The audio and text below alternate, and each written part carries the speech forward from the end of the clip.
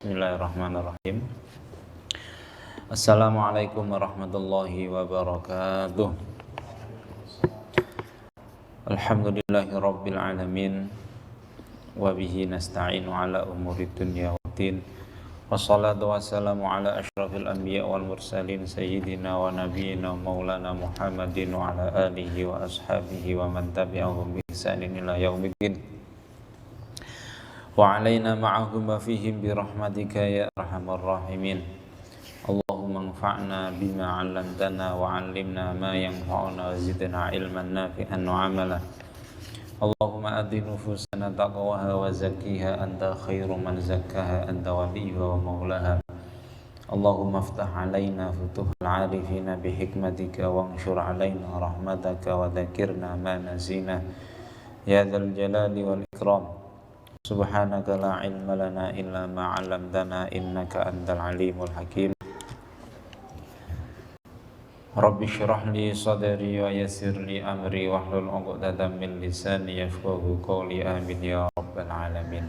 Amma ba'd. Para ummahat yang dimuliakan Allah Subhanahu wa taala.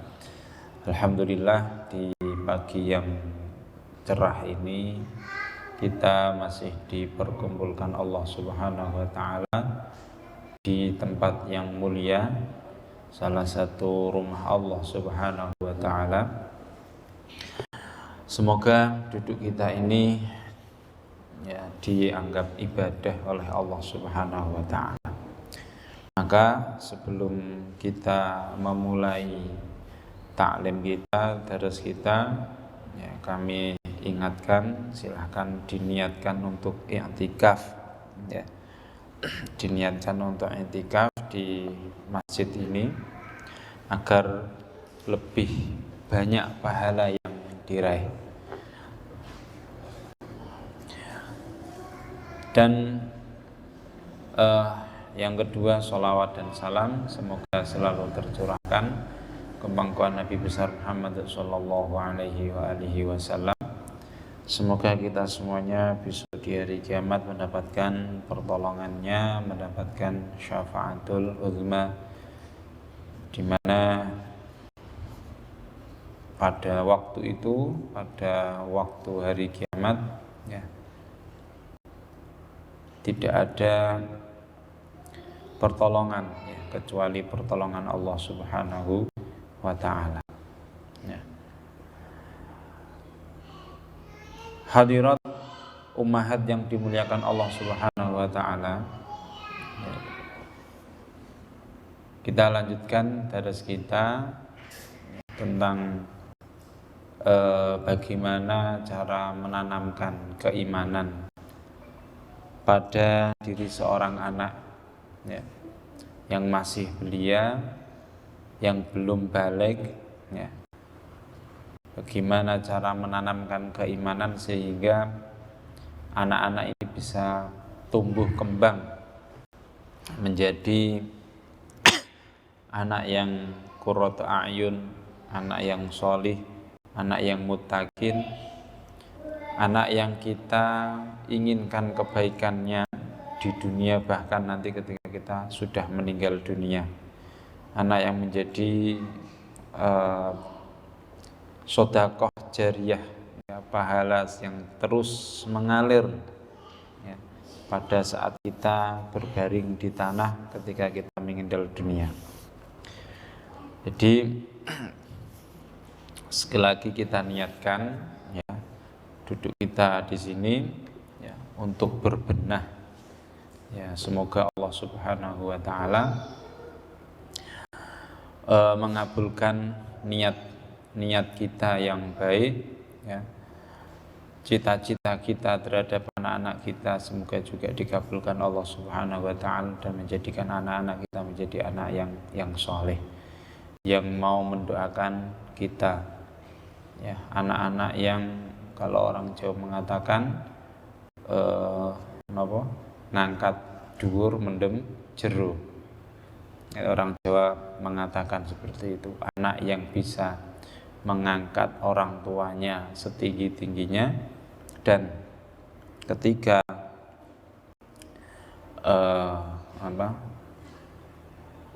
ketika meninggal dunia itu bisa mendem bahasanya boy, ya, bisa mendem sedalam-dalamnya, ya. Ya tentunya bahasa ini ada maksudnya, ya ada maksudnya, bisa mengangkat derajat dan bisa menghapuskan dosa kesalahan-kesalahan bagi orang tua. Baik. Hadirat yang dimuliakan Allah Subhanahu wa taala, ya. Di antara wasilah, ya. Di antara cara untuk menanamkan kebaikan, menanamkan keimanan, mendidik keimanan pada diri seorang anak itu dengan kisah, ya. Al-Qasas. Jadi memang kisah ini mempunyai peranan yang sangat penting dalam dunia pendidikan. Dan kapan kisah itu harus dikisahkan? Semestinya kisah itu dikisahkan ya setiap saat, ya, fi ayyi waqtin. Tetapi kita harus juga tahu keadaan, ya, keadaan anak.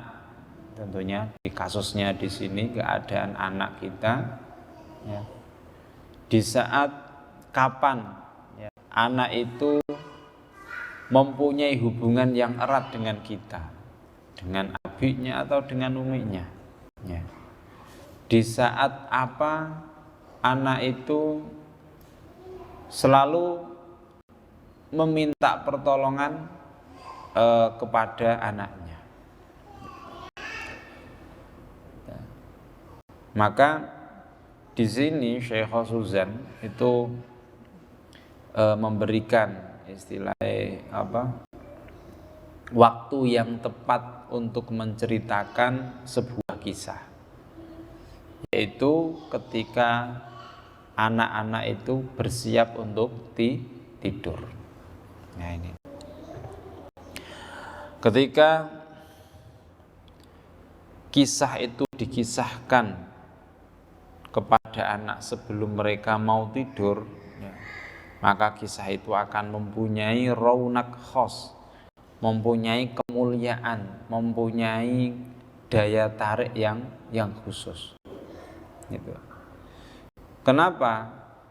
Karena saat itu biasanya anak yang baru umur 2 tahun, 3 tahun, ya, bahkan mungkin sampai umur 5 tahun, 6 tahun, itu biasanya tidurnya itu ya memang harus bersama dengan orang tua atau salah satu orang tua, biasanya gitu. Bahkan kalau tidak ditemani itu nggak bisa tidur, ya. Dan ini sebenarnya kesempatan, ya, kesempatan untuk menanamkan keimanan yang lebih, karena pada saat itu anak itu sangat butuh dengan orang tuanya. Ini yang pertama. Yang kedua, ya,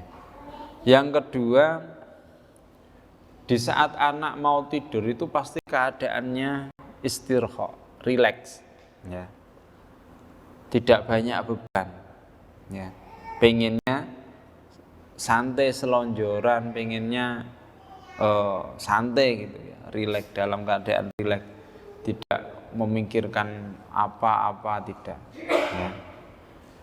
Jadi ketika kita menceritakan sesuatu dan yang kita ceritakan itu dalam keadaan yang santai, tidak memikirkan sesuatu yang lain, tidak memberikan masalahnya, ya, dan seterusnya, nah, maka akan lebih mudah untuk dicerna dan dipahami kisah yang akan disampaikan itu.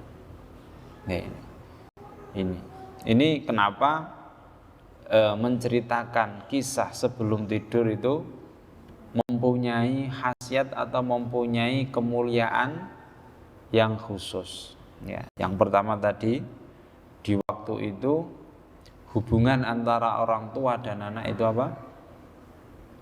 Menguat, ya, sangat kuat dibanding dalam keadaan yang lainnya. Gitu. Nah, kalau pulang sekolah biasanya nggak butuh sama orang tua, butuhnya apa?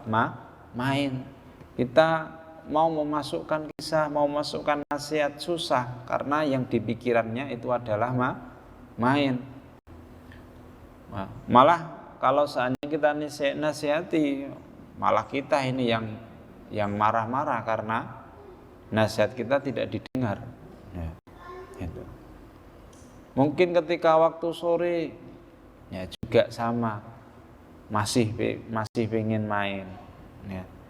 Ketika murojaah, ya pikirannya terpecah dan seterusnya. Maka waktu yang paling tepat itu ya memang qablan naum, sebelum mereka tidur. Ya. Setelah mereka membaca azkar qablan naum, ya, zikir-zikir sebelum tidur, ya baru dijelaskan, baru dikisahkan, ya, kisah-kisah yang di dalamnya terdapat nilai-nilai keimanan. Gitu.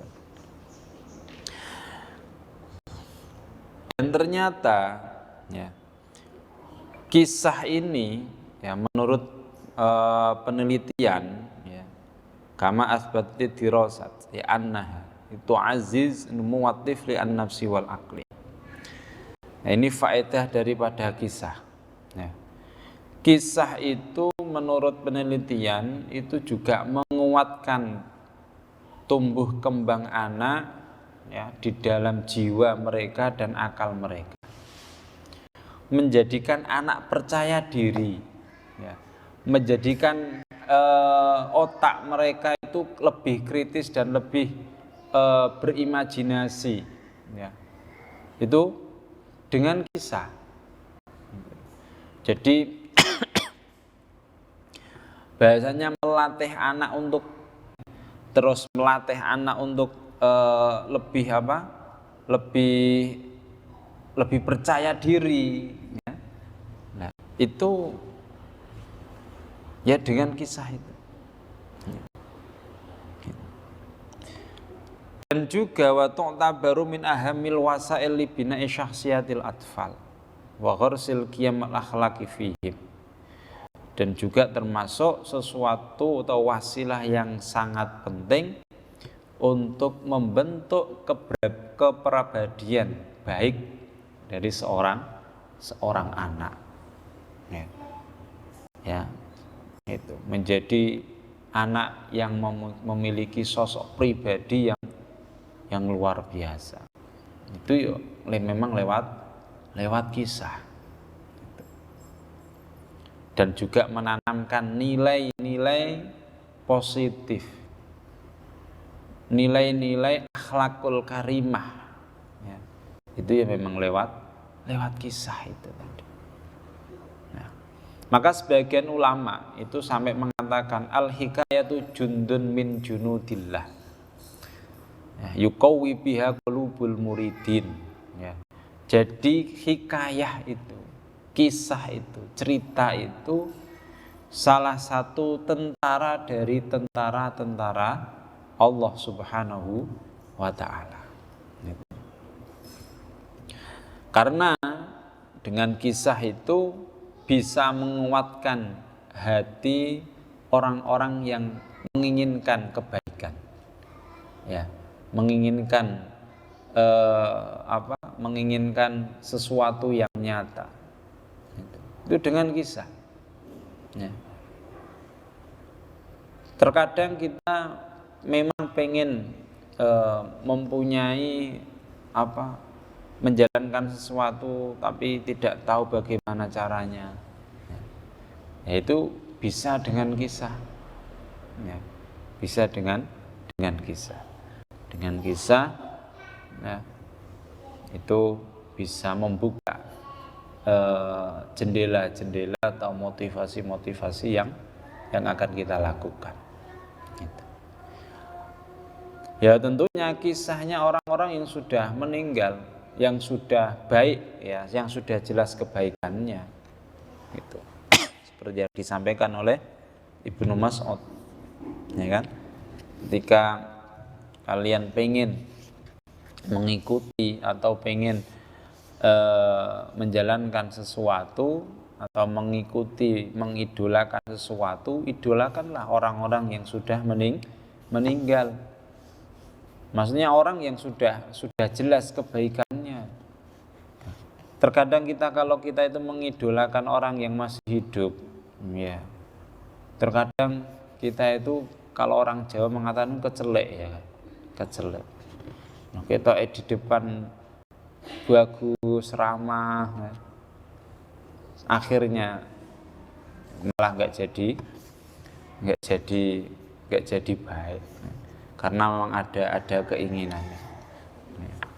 Wayah-wayah sekarang ya. Musim-musim sekarang kan, nah, gitu. Ya alhamdulillah ya, jadi baik. Ya semoga sih baik terus. Maka ada guyonan, tapi guyonan yang baik gitu. Gitu. Berbuatlah baik, ya, berbuatlah baik seakan-akan kamu itu pengen mencalon. Ya, pengen jadi calonan ya. Berbuatlah baik seakan-akan kamu itu pengen nyalon terus. Gitu. Nyalon jadi pemimpin, orang nyalon regane Pak Wawan ya. Nyalon ini Pak Wawan malah ganteng. Nah, terus ulama ini ditanya, ya, fahallaka min dzalika syahid. Kok kamu bilang kisah itu jundun min junudillah, salah satu tentaranya Allah Subhanahu wa taala, bisa menguatkan hati orang-orang mukmin. Memang ada dalilnya. Ada, ya. Ada, faqala na'am. Ya, ada. Dalilnya apa? Dalilnya qauluhu ta'ala wa kullan naqussu 'alaika min amba'ir rusuli ma nuthabbitu bihi fuadak wa ja'aka fi hadhil haqq wa mau'izatu wa dzikra lil mu'minin. Gitu. Jadi semuanya kisah-kisah para nabi itu sudah diceritakan kepadamu. Memang tujuannya apa? Ya agar dengan kisah tersebut kami bisa meneguhkan hatimu. Ya. Jadi tujuan Allah Subhanahu wa taala mengisahkan kisahnya para nabi-nabi terdahulu, orang-orang terdahulu itu ya linutsabbita bihi fuadak, ya, agar hati Rasulullah itu menjadi tangguh, menjadi kokoh, tidak goyang. Ya, tidak goyang. Ya karena memang banyak, masya Allah kalau kita itu benar-benar paham tentang kisah. Ya. Orang-orang terdahulu, ya kan, orang-orang terdahulu, ya, ulama-ulama terdahulu. Ya, miskin, tidak punya apa-apa, tetapi mempunyai himmah yang luar biasa dalam menegakkan agama Islam. Kejujuran yang luar biasa, ya, sehingga menjadikan dia sampai saat ini itu hidup, namanya selalu terngiang. Dan kisah-kisah tersebut itu di semua lini ada, ya. Maksudnya di semua lini itu ada, di dalam semua kesempatan itu ada. Kita mau mencontoh dalam dunia perniagaan, tijarah, para ulama-ulama terdahulu ya tijarah, ya. Imam Ibnu Sirin itu ya jual beli, ya kan, jual jual beli yang luar biasa adilnya, ya kan? Imam Ibnu Sirin, ya. Jualan apa, minyak zaitun, ya, minyak zait lah, minyak zaitun itu Ibnu Sirin. Ya. Ada suatu saat Imam Ibnu Sirin itu kulaan minyak, dan ternyata ketika diperiksa satu gentong itu ya harganya mahal, ya.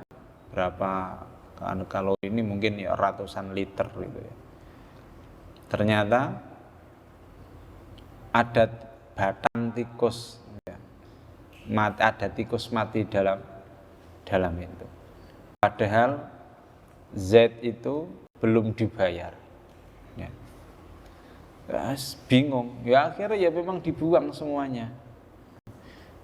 Ya ketika Ibnu Sirin tidak kuat membayar, ya akhirnya ya dihukum. Ya dipenjara barang. Ya. Jadi ulama-ulama terdahulu hidupnya ya kalau dibilang susah, ya masya Allah susah ini, ya sampai dipenjara nggak kuat bayar apa uang kulaannya, tidak bisa, akhirnya dihukum pemerintah. Ya dijalani dengan apa? Dengan ikhlas, karena memang merasa salah. Ya ulama-ulama terdahulu. Nah, yang seperti itu loh yang bisa menguatkan hati kita. Ya. Waja'aka fi hadhil haqq wa mau'izatun wa dzikra lil mu'minin. Dan dikuatkan lagi memang, ya. Jadi di dalam kisah, ya, waja'aka fi hadhihi, ya, para ulama berbeda pendapat hadhihi ini kembalinya ke siapa, ke apa, ya. Tapi intinya hampir mirip-mirip, ya. Jadi di dalam sebuah kisah itu, kisah-kisah yang diceritakan oleh Allah Subhanahu wa taala dalam Al-Qur'an, ya, itu satu isinya adalah al-haq, sebuah kebenaran. Yang kedua isinya wa mau'izatun, yaitu mau'izah, nasihat yang baik, wa dzikra lil mu'minin, dan pengingat bagi orang-orang yang beriman. Ini kisah, ya. Ini keutamaan kisah, ya. Kalau kita hidupkan, ya, kita hidupkan majelis kisah di rumah-rumah kita, ya, insya Allah akan ada hak mau'izah dan dzikra lil mu'minin itu tadi, ya. Karena memang janji Allah Subhanahu wa taala seperti itu, linutsabbita manutsabitu bihi fu'ata, agar kami kami meneguhkan hatimu. Ya. Cuma terkadang kita ini malu untuk berkisah, ya.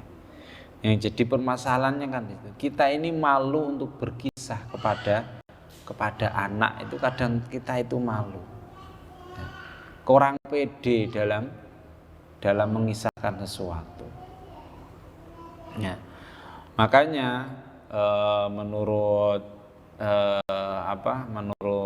Ustadz Walid, ya, Al-Fatih itu Al-Walid. Jadi berkisah itu tidak hanya sekedar berkisah, tapi ada latihannya. Gitu. Latihannya kapan? Latihannya itu ketika tengah malam, ya.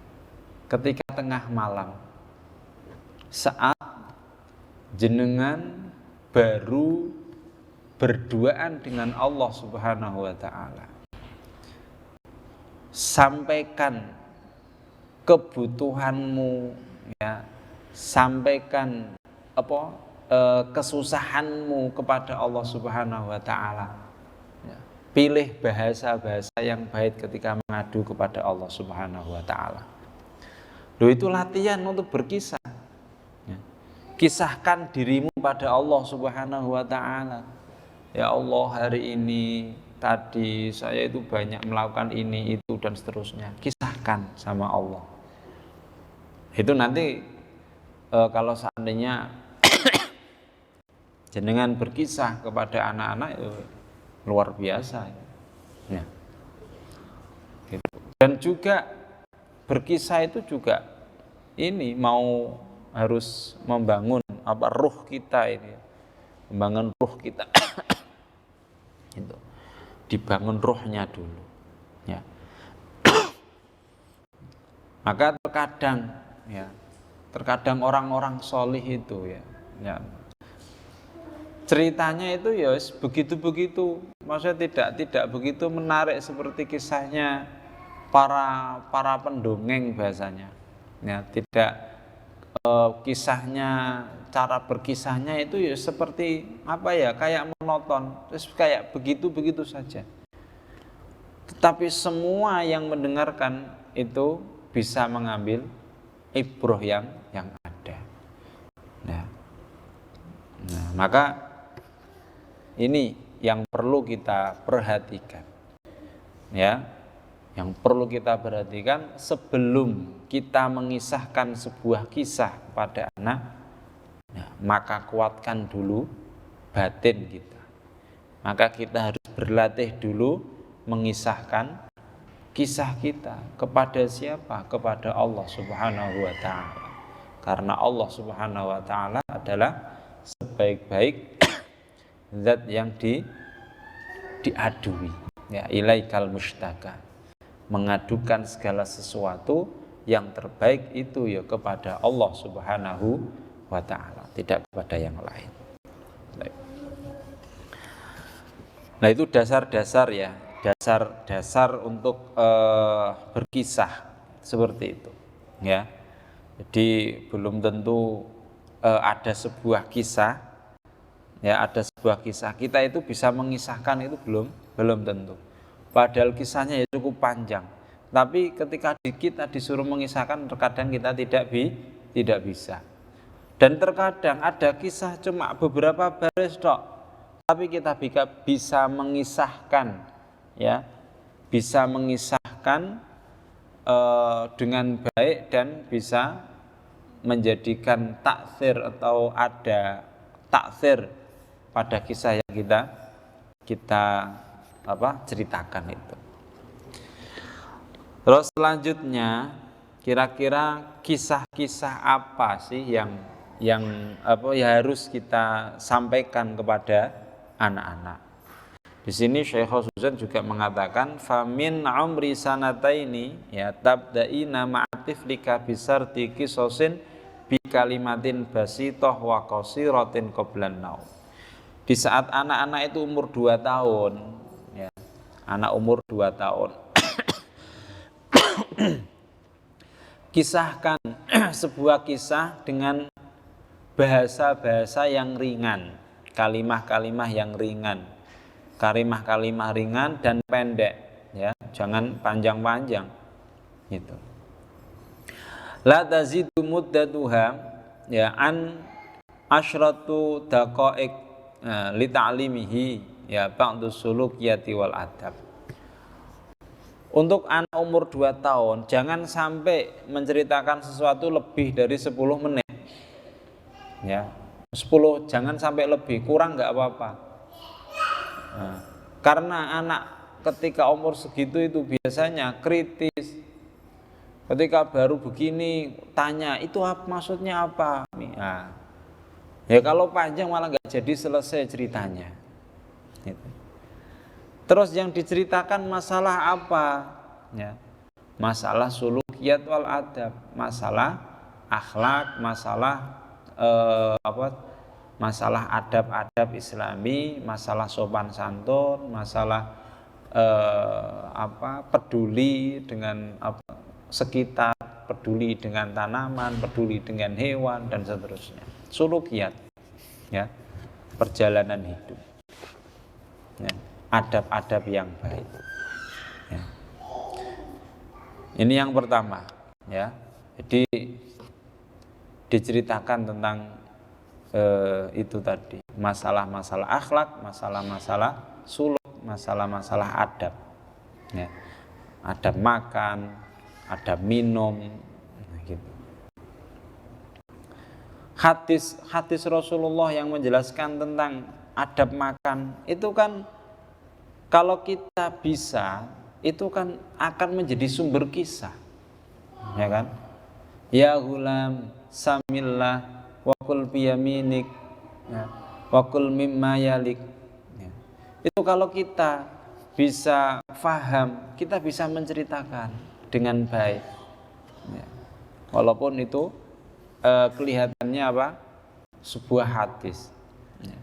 Tapi ketika kita faham, ya, terus kemudian kita sering berlatih tadi di hadapan Allah dengan mengisahkan kita, dengan menginginkan hajat kita kepada Allah, nah, kita akan bisa mengisahkan hal yang semacam itu. Itu kan pendek, nggak ada sampai 5 menit itu kan nggak ada. Ya gulam samillah wakul biyaminik wakul mimma yalik itu kan nggak panjang, gitu. Ya. Ini kan tentang adab kan, tentang adab Islami.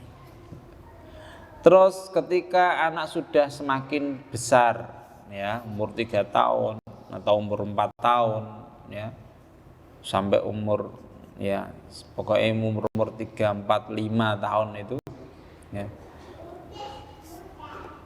sudah mulai dikenalkan dengan kisah-kisah para nabi, ya, Nabi Adam, Nabi Nuh, yang ada di dalam Al-Quran itu, kisah-kisah para nabi. Dan sekarang ya alhamdulillah, ya, alhamdulillah buku kisah-kisah tentang para nabi itu ya sudah banyak, gitu. Terus, dan ketika kita mengisahkan kisahnya para nabi, yang harus kita garis bawahi itu adalah kandungan yang ada dalam kisah tersebut, ya. Maksudnya kita pilihkan kisah-kisah yang mengandung ketauhidan, ya, kepada Allah Subhanahu wa taala, ya. Yang mengandung ayat-ayat atau keagungan-keagungan Allah Subhanahu wa taala, ya. Jangan dikisahkan Nabi Yusuf sama Zulaikha. Wah gawat ya. Uji umur 3 tahun, 4 tahun diceritani apa? Diceritakan kisahnya Nabi Yusuf sama Zulaikha. Oh iya, gak masuk, ya. Diceritakan tentang mimpinya, ya, mungkin, ya. Tapi jangan sampai ketika Nabi Yusuf itu digoda oleh Imratu Aziz. Ya enggak pas. Itu bukan saatnya atau belum saatnya anak-anak itu dikisahkan hal yang semacam itu. Ya. Dikisahkan perjuangan Nabi Ibrahim dengan Nabi Ismail. Ya. Ayat-ayat, ya, kisah-kisah yang di situ ada poin menauhidkan Allah Subhanahu wa taala, menjelaskan keagungan Allah Subhanahu wa taala. Ya, mungkin ketika Nabi Ibrahim meminta bagaimana Allah itu menghidupkan orang mati, terus kemudian disuruh mengambil burung, terus, ya, burung itu dibunuh terus ditempatkan di tempat yang berbeda-beda. Ya. Itu kan tentang keagungan Allah, bagaimana Allah itu menghidupkan sesuatu yang sudah meninggal. Ya. Nah, setelah kita menjelaskan atau kita menceritakan kisah-kisah kenabian, ya, kisah-kisah para nabi yang isinya tentang tauhid, ya, tentang kekuasaan Allah, tentang keagungan Allah Subhanahu wa taala, dan juga tentunya mengenalkan para nabi, ya, menjelaskan kesabaran para nabi dalam berdakwah, ya, pindah ke sirah nabawiyah. Ketika anak-anak itu sudah mulai menginjak umur 5 tahun jalan, ya, sampai masuk 6 tahun, ya, kisahkan kisahkan kisahnya Nabi Muhammad, ya, sirah nabawiyah. Agar ada rasa-rasa cinta, ya. Agar ada rasa cinta, anak ini tumbuh rasa cinta kepada Rasulullah Shallallahu Alaihi Wasallam, sehingga benar-benar menjadikan apa? Nabi itu menjadi kudwahnya, menjadi panutannya, menjadi kasih sayangnya. Gitu. Dan ini juga harus dipilih, jangan sampai ketika kita mengisahkan kisahnya Nabi itu, ya, itu dimulai dengan maghazi, perang-perangnya Rasulullah, jangan itu dulu. Tapi masa kecil Rasulullah sampai mendapat julukan Al-Amin, ya. Dan mungkin kisah tentang dibelahnya dada Rasulullah oleh malaikat Jibril. Mungkin saat disusui Halimah Sa'diyah, bagaimana akhlak beliau ketika beliau bersama dengan Halimah Sa'diyah ini. Nah ini ketika umur segitu, bagaimana dakwah Rasulullah, kesabaran Rasulullah dalam menghadapi kaum kafirin itu, bagaimana beliau sabar menghadapinya. Ya, jangan diceritai perang-perangan dulu, belum. Itu perang-perangan dulu itu nanti ada marhalahnya tersendiri. Nah, gitu. Nah ini. Bahkan, ya, kita juga harus mengenalkan sifat jahiliyah, ya, jahiliyahnya bangsa Arab terdahulu kepada anak. Itu. Kenapa sirah itu penting? Ya, yang sempat disampaikan oleh Ustadz Asep Sobari dia itu dalam kajiannya waktu di Jogja dulu itu, ya, gitu. Ya. Jadi kenapa orang-orang Mu'tazilah itu kok istilahnya dia itu mempelajari Al-Quran dengan baik, ya, mempelajari Al-Quran, hafal Al-Quran, bahkan faham isinya Al-Quran, tetapi dia itu keluar dari agama Islam, ya, seperti anak panah yang keluar dari busurnya, yang sangat cepat. Itu salah satu ulama, saya lupa namanya, itu beliau mengatakan, ya karena dia belajar Al-Quran tanpa disertai dengan belajar sirah nabawiyah. Karena aplikasi yang terbaik, ya, orang yang mampu untuk mengaplikasikan, mempraktekkan Al-Quran itu ya memang Rasulullah Shallallahu Alaihi Wasallam. Makanya Aisyah ketika ditanya tentang bagaimana budi pekerti Rasulullah, dia mengatakan kana khuluquhul Quran, ya, bukan kana khuluquhu kal Quran. Ya. Aisyah mengatakan budi pekertinya Rasulullah itu ya Al-Quran itu, bukan seperti Al-Quran, ya. Bukan budi pekertinya Rasulullah itu seperti Al-Quran, tidak seperti itu. Aisyah mengatakan kana khuluquhul Quran, ya. Jadi aplikasi tersempurna, ya, ya, itu ya terdapat pada Rasulullah Shallallahu Alaihi Wasallam. Dan tentunya ketika kita pengen mengetahui seluk-beluk kehidupan Rasulullah, itu ya lewat belajar sirah ini tadi. Ya. Bahkan indahnya belajar sirah itu, ya, kita mengenal Rasulullah itu lebih baik daripada kita mengenal orang yang kita cintai sendiri. Kita cinta sama orang tua kita, terkadang kita tidak tahu apa yang kita yang orang tua kita lakukannya. Kira-kira kita tahu enggak apa yang dilakukan orang tua kita ketika beliau itu saat di kamar? Kita enggak tahu. Tetapi kita tahu apa yang Rasulullah kerjakan di dalam kamar, sampai bagaimana Rasulullah itu tidur, ya. Itu kita tahu, ya, lewat buku-buku Sirah Syama'il Muhammadiyah. Sampai Rasulullah itu bangun tidur itu loh, kita itu tahu kalau kita mau membaca sirahnya. Tapi kalau kita sama orang tua kita, ya kira-kira ditanya, ibumu nek bangun itu piye? Gak ada yang tahu.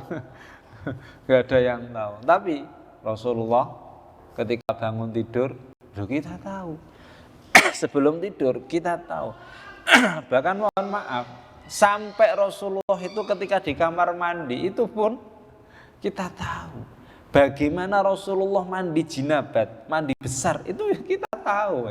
Nah, tentunya ketika kita membaca sirah itu. Ya. Sampai seperti itu loh jan-jane kalau kita mau jujur-jujuran, ya. Sampai seperti itu loh gamblangnya, jelasnya kehidupan Rasulullah, ya agar memang benar-benar bisa jadi panutan, sampai seperti itu, ya. Berbeda dengan kita, ya, bahkan orang yang dekat dengan kita pun kita dalam hal-hal kondisi-kondisi tertentu kita tidak mengetahui apa yang dilakukan. Ini pentingnya mengenalkan sirah kepada anak itu, ya. Makanya sangat penting, ya. Sirah itu sangat penting, ya. Makanya minimal di rumah kita adalah, ya, kitab sirah atau buku sirah itu minimal ada, ya, kita bacakan kepada anak, ya.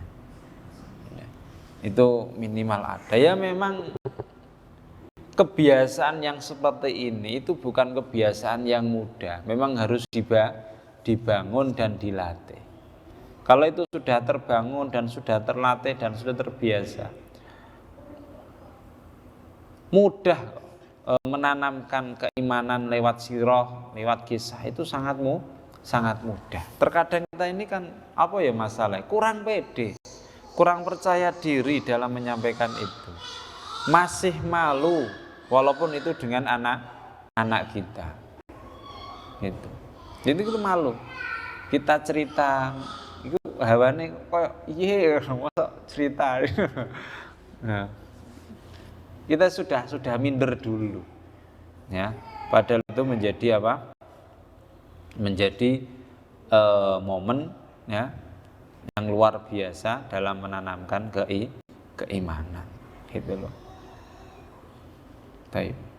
Terus setelah kita mengenalkan pribadi-pribadi Rasulullah, tentunya ya jangan ini ya, mengkisahkan dari buku-buku yang besar, mungkin dari buku-buku yang sederhana, ya. Sekarang kan tadi alhamdulillahnya pada saat ini itu hal-hal yang semacam itu seakan-akan sudah difasilitasi Allah Subhanahu wa taala, mudah didapat, ya.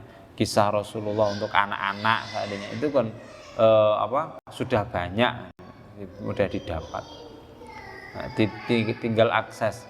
Kalau tidak mau beli bukunya, ya di internet juga sudah banyak, ya. Tergantung kita itu mau apa enggak itu, ya. Setelah kita mengenalkan pribadi Rasulullah Shallallahu Alaihi Wasallam, kenalkan dengan kisahnya Khulafaur Rasyidin, ya. Bagaimana Sayyidina Abu Bakar, ya, menjadi seorang pemimpin yang adil, ya. Bagaimana Umar menjadi seorang Amirul Mukminin yang adil, Utsman dan Ali dan seterusnya. Ya, itu dikisahkan kepada anak, ya, agar tadi tumbuh kembang anak itu mencontoh, ya, mencontoh sesuatu, mencontoh seseorang yang jelas kebaikannya, gitu loh. Ya memang karena apa ya, kita itu juga kalah fasilitas gitu ya, kalah fasilitas, ya, di orang-orang Barat, orang-orang non Muslim itu ya juga mereka mencoba mengkaburkan kisah-kisahnya orang-orang baik itu ya dengan jerih payah yang luar biasa, mengeluarkan dana yang cukup besar, ya, memang sangat besar, ya, menjadikan film yang tidak ada faktanya, ya kan, Iron Man, Spiderman, itu kan apa namanya, pahlawan-pahlawan yang tidak ada faktanya. Kemudian ketika ada sesuatu apa itu menjadi viral, apa dijadikan apa tas itu, ya kan, terus dijadikan kaos, ya kan. Nah itu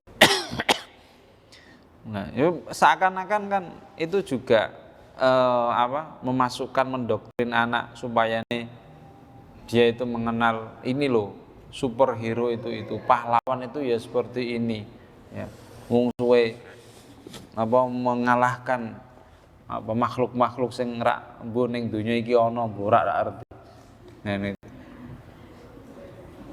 dan ngono ku yo seneng, ya, seneng ketika anak-anak itu bertingkah seperti itu, ya, seperti superhero, bahasanya superhero yang nggak jelas, yang nggak ada wujudnya, aslinya itu nggak ada, itu hanya fiktif belaka. Itu terkadang melihat anak berpola seperti itu ya senang, ya kan. Anak senang, ya, gitu. Ya wajar. Nah ini, maka perlu kita perhatikan hal ini, ya. Ya memang bolak-balik ya. Bolak-balik itu ya memang dari diri kita, bolak-balik dari kita masing-masing, dari rumah-rumah kita ini yang masing-masing. Dan terkadang memang itu yang menjadi kendala itu tadi yang saya sampaikan, kurang pedenya kita dalam menyampaikan hal yang semacam ini. Padahal itu anak-anak kita, ya. Kita ini kurang pede, masih khawatir tentang apa yang kita sampaikan, gitu. Padahal ya sebenarnya kalau anak sudah disampaikan ya tidak ada masalah, gitu. Tidak ada masalah. Kita ini malu untuk mengeluarkan kemampuan kita dalam berakting biasanya. Nah, jadi yo segitu. Apalagi di depan ada suaminya, saat ini malah isin-isin gitu. Sing lanang Arab cerita ana bojone malah diguyu. Sing wedok padha. Nah akhirnya ora patek wani cerita. Baik. Ngoten ya yang dapat kami sampaikan dalam daras taklim pada pagi hari ini, ya. Yang intinya, ya, termasuk wasilah tarbiyah keimanan, mendidik keimanan, menanamkan keimanan dalam jiwa anak itu dengan sebuah kisah, ya. Maka kita harus berlatih diri untuk berkisah, ya, dan caranya tadi yang saya sampaikan, yaitu berlatihlah mengisahkan dirimu di hadapan Allah Subhanahu wa Ta'ala. Dikisahkan dirimu, nanti akan terbentuk ruhiyah, ya, terbentuk keimanan, ya, terbentuk bahasa yang mampu menguatkan dan menyuburkan keimanan anak-anak itu. Al-hikayatu jundun min junudillah. Di kisah-kisah itu salah satu tentara dari tentara-tentara Allah Subhanahu wa Ta'ala. Maka kita harus yakin dan kita harus husnudzon kepada Allah Subhanahu wa taala. Baik. Mungkin ini yang dapat kami sampaikan. Semoga apa yang kami sampaikan berbuah manfaat dan barokah, ya, bisa mempraktekannya kepada anak-anak kita, ya, sehingga dengan apa yang kita ceritakan, yang kita kisahkan, kita sampaikan ke anak-anak, menjadikan wasilah anak-anak menjadi anak-anak yang qurrata ayun, menjadi anak-anak solih solihah, menjadi anak yang berilmu, berbakti kepada Allah, berbakti kepada Rasulullah, dan juga berbakti kepada diri kita. Semoga Allah Subhanahu wa taala mengabulkan doa-doa kita semuanya, harapan-harapan, cita-cita baik kita semuanya. Mungkin itu yang dapat kami sampaikan. Kita akhiri dengan doa kafaratul majlis. Alhamdulillahirabbil alamin. Subhanakallahumma bihamdika asyhadu an la ilaha illa anta astaghfiruka wa atubu ilaik. Dari kami segala kesalahan, kekhilafan, kekurangan kami mohon maaf yang sebesar-besarnya. Wal afu minkum. Wassalamualaikum warahmatullahi wabarakatuh.